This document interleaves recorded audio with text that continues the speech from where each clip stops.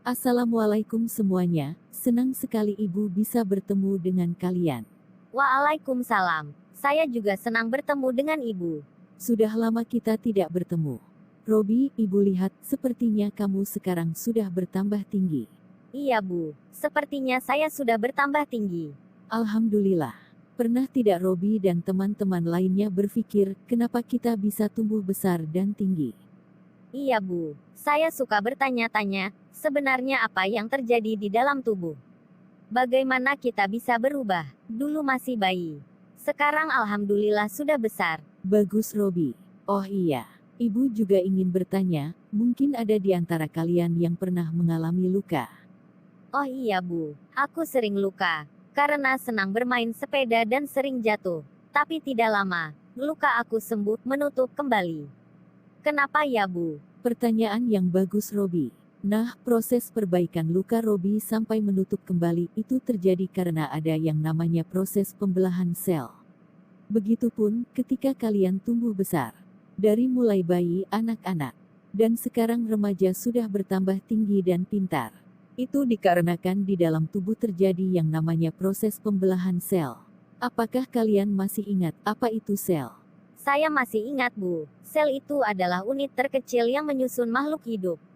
Secara struktural dan fungsional. Hebat Robi, sudah mau menjawab.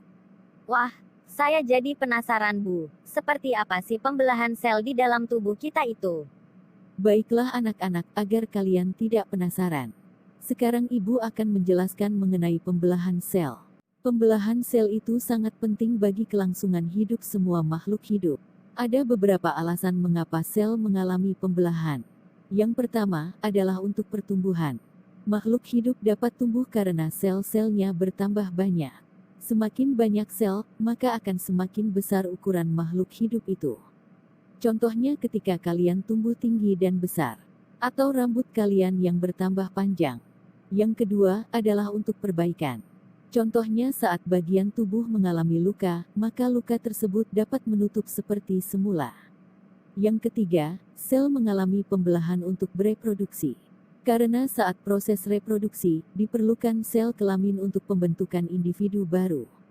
Pembelahan sel dibedakan menjadi dua, yaitu pembelahan mitosis dan pembelahan meiosis. Mitosis dan meiosis itu apa, Bu? Mitosis itu pembelahan sel yang menghasilkan dua sel anakan, yang mempunyai karakter identik secara genetik dengan induknya. Artinya sel anakan memiliki jumlah kromosom yang sama dengan induknya. Dan pembelahan ini terjadi pada sel somatik atau disebut juga sel tubuh. Sedangkan meiosis adalah pembelahan sel yang berlangsung dua kali dalam satu paket pembelahan. Sehingga menghasilkan 4 sel anakan. Yang masing-masing anaknya memiliki separuh dari jumlah kromosom sel induk. Pembelahan ini hanya terjadi pada sel kelamin. Bu, saya tidak mengerti. Apa itu kromosom? Ini baru saya dengar. Dan jumlah kromosom itu berapa? Kromosom adalah struktur di dalam sel yang berfungsi sebagai faktor pembawa sifat keturunan. Kromosom setiap sel induk berjumlah 46 buah atau 23 pasang. Oh, saya baru tahu, Bu. Ibu akan menjelaskan proses pembelahan sel secara mitosis. Contohnya, rambut yang bertambah panjang, kuku yang bertambah panjang, atau tubuh yang bertambah tinggi. Bayangkan, di dalam tubuh kita, di antara triliunan sel terdapat suatu sel yang sedang membelah secara mitosis. Pembelahan mitosis terdiri dari 4 fase pembelahan, yaitu profase, metafase, anafase, dan telofase. Agar kalian mudah mengingat, Ibu berikan singkatannya, yaitu promat, artinya profase, metafase, anafase, dan telofase. Tahap pertama pada mitosis adalah tahap profase, ditandai dengan kromosom yang mengganda kemudian memadat disebut kromatid. Membran inti mulai rusak menjadi bagian-bagian kecil atau dinamakan fragmen. Dilanjutkan, tahap kedua, yaitu metafase. Pada tahap ini kromosom berjajar pada bidang pembelahan. Kemudian, tahap ketiga, yaitu tahap anafase, ditandai dengan kromosom yang bergerak menuju kutub yang berlawanan. Pada akhir anafase, kedua kutub sel memiliki kromosom dengan jumlah yang sama.